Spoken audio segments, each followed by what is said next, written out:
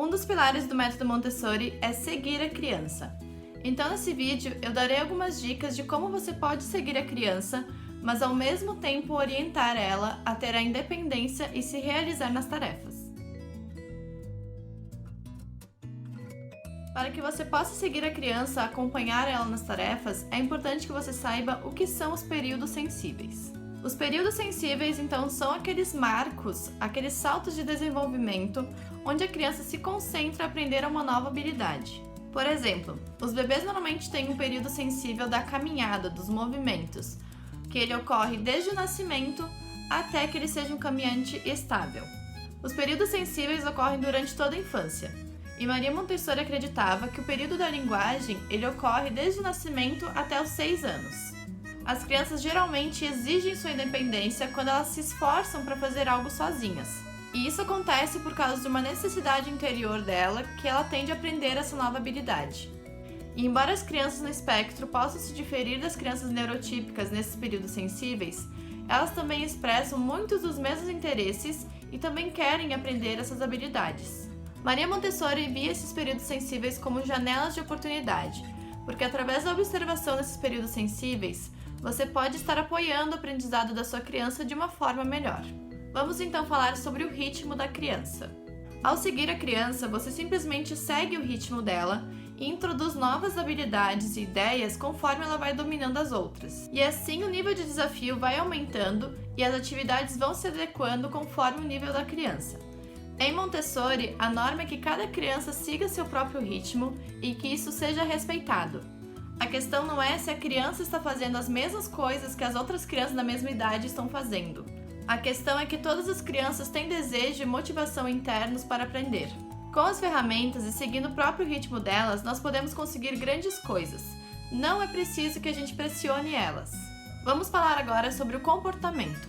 Montessori acreditava que nenhum comportamento era expresso sem sentido, e ao invés disso, ela pensava que as crianças se comunicavam através do comportamento. Uma criança zangada, frustrada ou entediada pode se comunicar fazendo algo desobediente.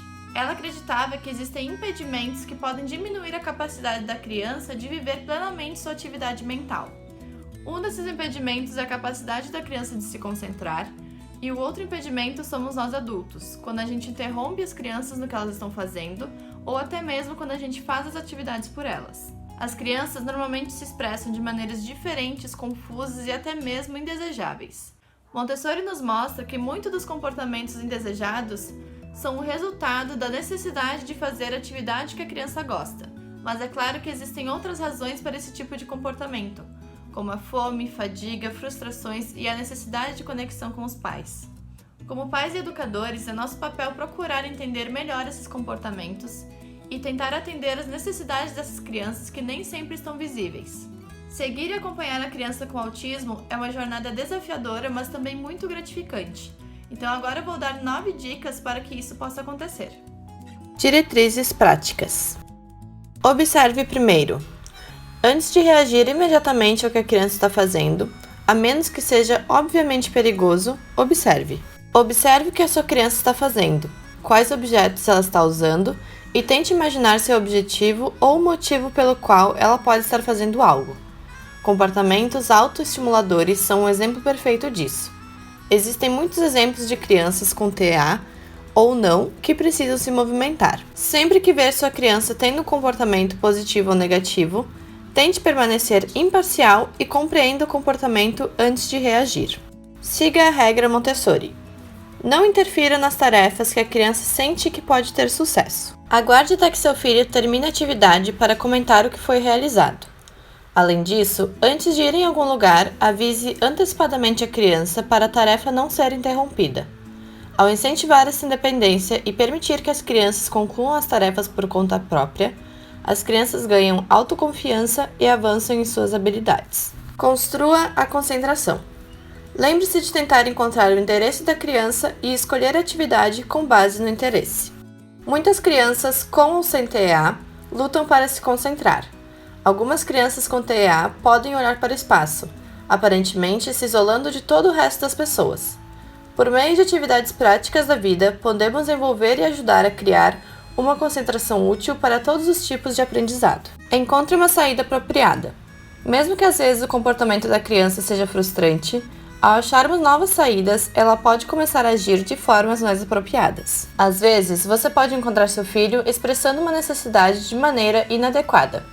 Por exemplo, se a criança fica brincando com a água por um longo tempo na pia, quando é hora de lavar as mãos, ela está expressando uma necessidade. Nesse caso, pode ser a necessidade de brincar e se conectar com a água. Você pode permitir um banho mais longo ou fazer atividades que envolvam água. Veja mais diretrizes no meu blog. O link está na descrição. Lembre-se de se inscrever no canal e me acompanhar nas redes sociais, @Montessori com Afeto no Instagram e Montessori com Afeto no Facebook. No próximo vídeo falaremos como lidar com a escolha e a liberdade da criança com autismo. Até lá!